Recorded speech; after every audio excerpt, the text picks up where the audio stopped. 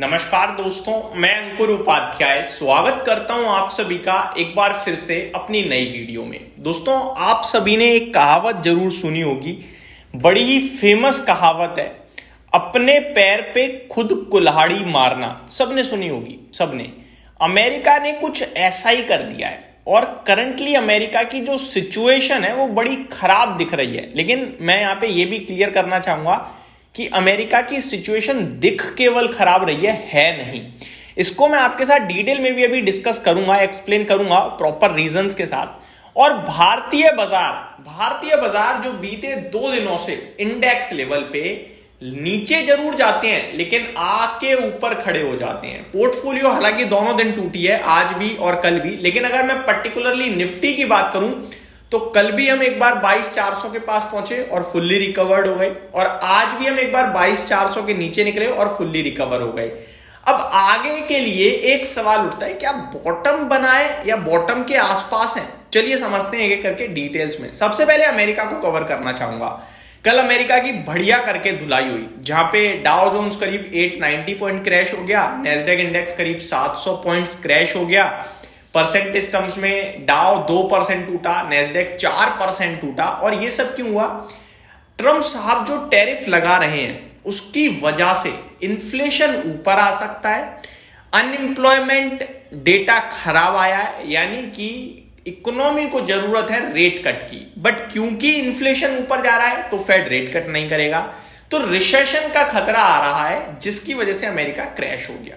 तो अपने पैर खुद कुल्हाड़ी मारने वाली बात हुई है कि ट्रम्प साहब टैरिफ लगा तो दूसरों के लिए रहे थे, खड़ी प्रॉब्लम अपने लिए कर ली। लेकिन अब मैं आपको यह भी बताना चाहूंगा कि ये जो इक्वेशन है, ये सबसे पहले मैंने आपके साथ डिस्कस करी थी अपने चैनल पे रेगुलर बेसिस पे, और आप लोगों को बहुत अच्छे से समझ में भी आ गई थी। इनफैक्ट कुछ कमेंट्स तो मेरे पास ये भी आ गए थे कि अंकुर भाई, ये आपने इतनी बार बोल दिया कि दिमाग में फिट हो गया, इसे बार बार रिपीट मत करो। फिर हमने बंद करा इसको रिपीट करना।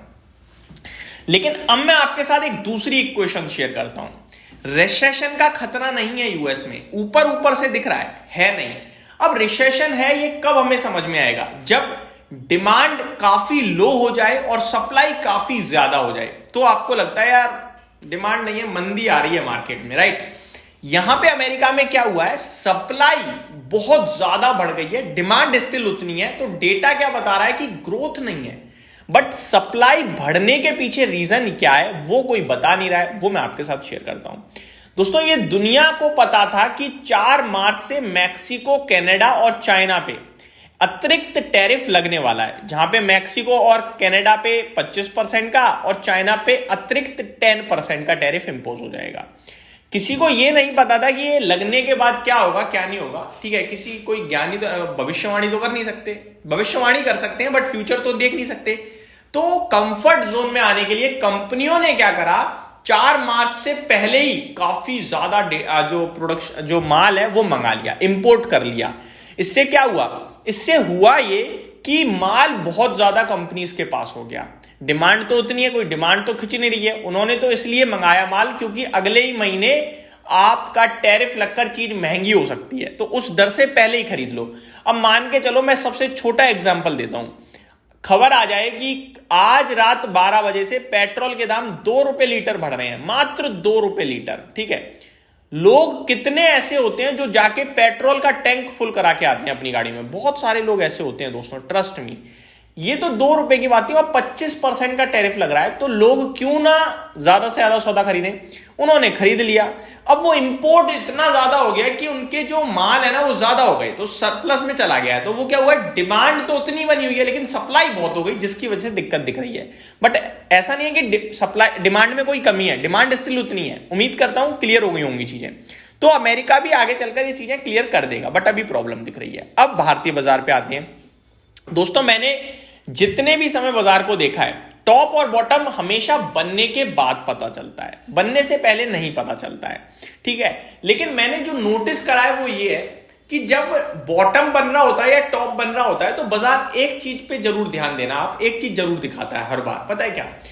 अब टॉप बनने के समय ना बाजार पॉजिटिव चीजों पे रिएक्ट करना बंद करता है और नेगेटिव चीजों पे शार्पली रिएक्ट करता है। एग्जांपल अभी दूंगा आगे।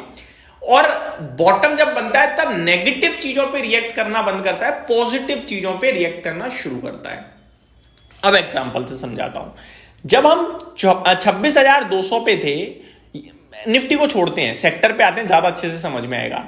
जब डिफेंस शेयर्स लगभग सितंबर, जून, जुलाई 2024 में हाइस लगा रहे थे, चाहे वो HAL हो, BDL हो, BEL हो, डेली बेसिस पे ऑर्डर आ रहे थे शिपिंग को लेकर, स्पेशली शिपिंग को, Mazagon, Cochin Shipyard, Garden Reach को लेकर स्पेशली।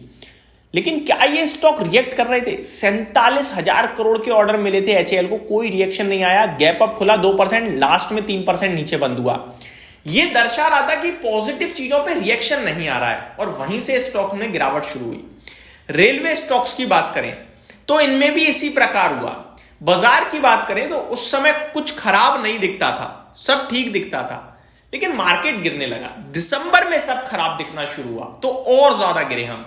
अब करंट सिचुएशन क्या है? अमेरिका भयंकर टूट रहा है, लेकिन अपन गिरते हैं ऊपर आ जाते हैं, तो रिएक्ट करना बंद कर दिया नेगेटिव चीजों पे। लेकिन ये सब हो बीते 2 दिनों से ही रहा है दोस्तों, जहां पे अमेरिका में बड़ी चिंताएं बनी होती हैं, हम लोग उसके चलते गैप डाउन ओपन होते हैं, लेकिन रिकवर हो जाते हैं। यहां पे अभी कंफ्यूजन ये है कि क्या ये केवल और केवल एक्सपायरी से रिलेटेड एक्शन है, क्योंकि 22,400 पे पुट ऑप्शन में दबा के राइटिंग हुई है। अगर ये एक्सपायरी रिलेटेड है तो इस थर्सडे तक ही सब कुछ होगा, उसके बाद हम गिरने लगेंगे। फ्राइडे वैसे तो बाजार बंद है, तो अगले हफ्ते हमें हकीकत सच्चाई का पता चलेगा।